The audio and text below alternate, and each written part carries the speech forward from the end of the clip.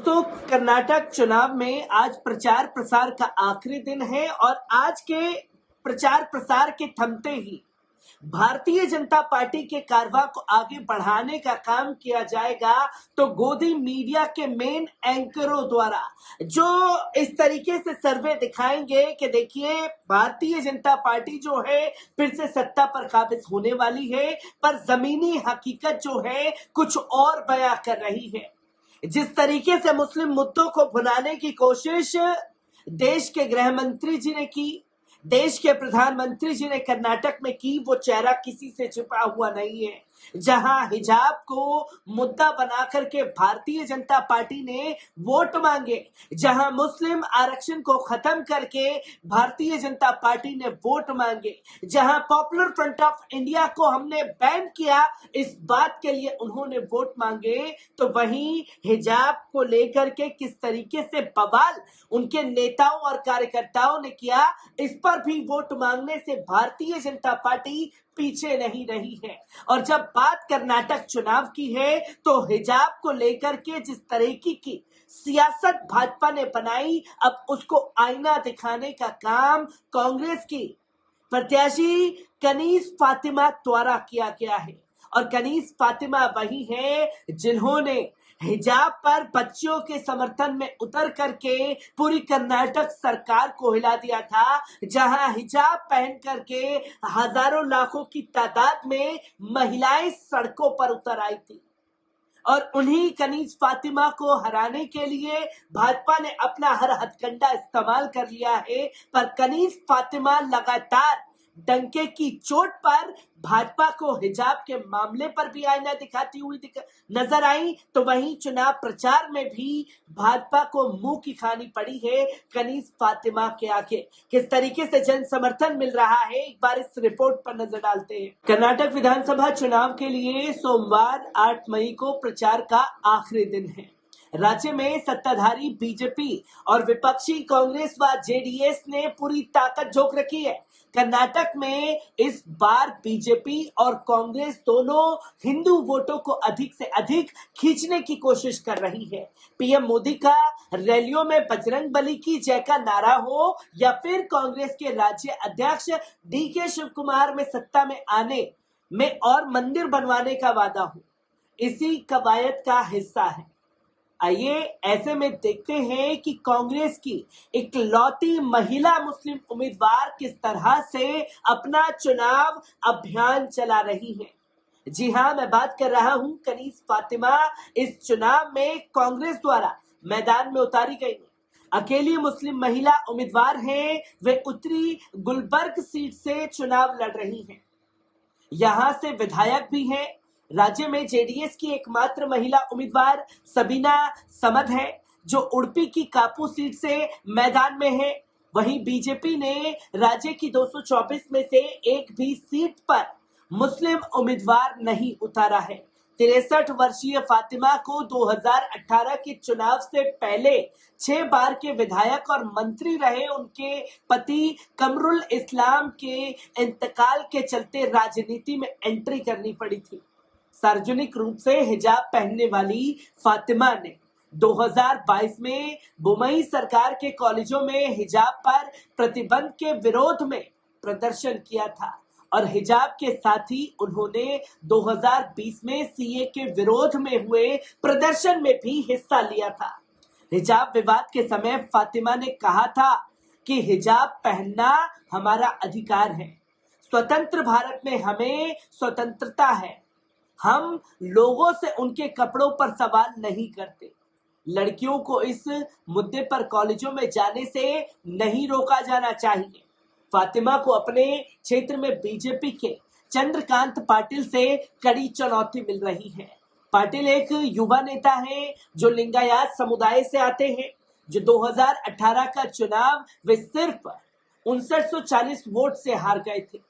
फातिमा जिस सीट से मैदान में है वहां मुस्लिम आबादी 60% है, लेकिन उनके लिए मुश्किल ये है कि यहां से 9 दूसरे मुस्लिम प्रतिद्वंदी भी हैं।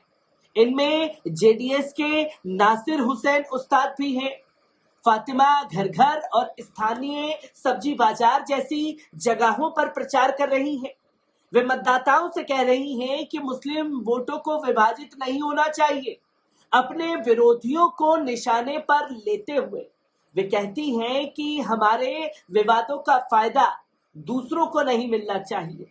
मेरी कोशिश सभी को एक साथ लाने की है, जिसमें कमरुल साहब ने सबको साथ लिया था। इंडियन एक्सप्रेस ने फातिमा के एक सहयोगी के हवाले से साफ तौर पर लिखा कि उनके खिलाफ ये अभियान चल रहा है कि वे अल्पसंख्यक समुदाय की महिला के रूप में निर्वाचन क्षेत्र को संभालने में सक्षम नहीं है। उनके खिलाफ एक और आरोप लगता है कि वे 2020-21 में कोविड महामारी के दौरान एक्टिव नहीं थे। उनके सहयोगी इन आरोपों का खंडन करते हुए कहते हैं कि मैडम की तरफ से हम किट बांट रहे थे। वे 60 साल की हैं और कोविड के दौरान उन्हें खुद को सुरक्षित रखना था। इसी साल 23 मार्च को कांग्रेस ने गुलबर्ग नगर परिषद पर अपनी पारंपरिक पकड़ खो दी थी, जब बीजेपी ने गुलबर्ग का मेयर का पद हथिया लिया।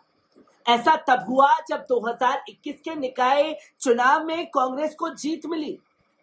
स्थानीय कांग्रेस इकाई ने हार के लिए मतदान के दिन जेडीएस पार्षद की अनुपस्थिति को जिम्मेदार ठहरा दिया था। आपको बता दें कि कर्नाटक के उडुपी शहर में किस तरीके से भाजपा ने हिजाब के विवाद को लेकर मामला तूल पकड़वा दिया था। बता दें कि उडुपी में कुछ कॉलेजों में मुस्लिम छात्राओं के कक्षा में हिजाब पहनने पर प्रतिबंध लगाया गया था, जिसके खिलाफ कांग्रेस विधायक कनीज फातिमा और उनके समर्थकों ने विरोध प्रदर्शन प्रदेश भर में शुरू कर दिया था।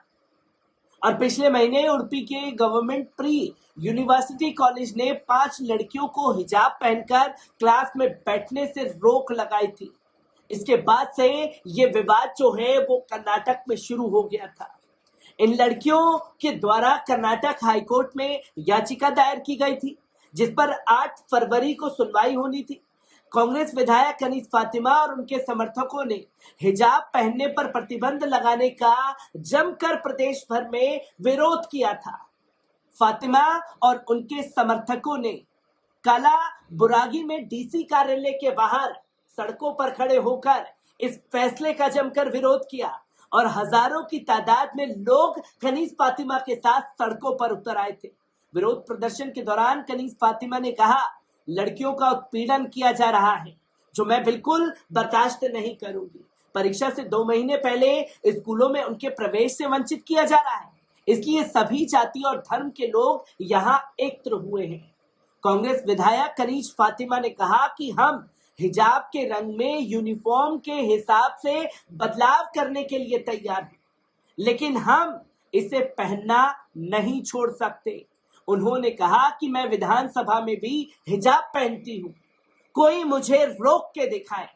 मुख्यमंत्री को एक ज्ञापन दिया गया और बाद में इस पर हम उडुपी में प्रदर्शन करेंगे, जहां स्कूल कॉलेज में लगाए जा रहे हिजाब पर प्रतिबंध का विरोध कर रहे लोगों में एक आंदोलनकारी छात्रा ने कहा था कि हिजाब पहनना हमारा अधिकार है, हिजाब पर रोक संविधान पर रोक, और इसके हमारे मौलिक अधिकार का उल्लंघन भी है। हम मांग करते हैं कि सरकार का उन अधिकारियों के खिलाफ कार्रवाई करे जिन्होंने हिजाब के बहाने लड़कियों को कॉलेज में प्रवेश करने से रोक दिया था और ये सुनिश्चित किया था, जिसकी तस्वीरें लोगों के सामने आई। अब आप सोचिए कि पूरी भाजपा की कैबिनेट मिनिस्ट्री कनीज फातिमा को हराने के लिए उस जगह पर जद्दोजहद कर रही है, पर कनीज फातिमा भी कर्नाटक चुनाव में बड़े निडर होकर के भाजपा को मुंहतोड़ आईना भी दिखा रही है। कनीज फातिमा से जुड़ी हर एक अपडेट आपके साथ साझा करता रहूंगा। दीजिए इजाजत, शुक्रिया।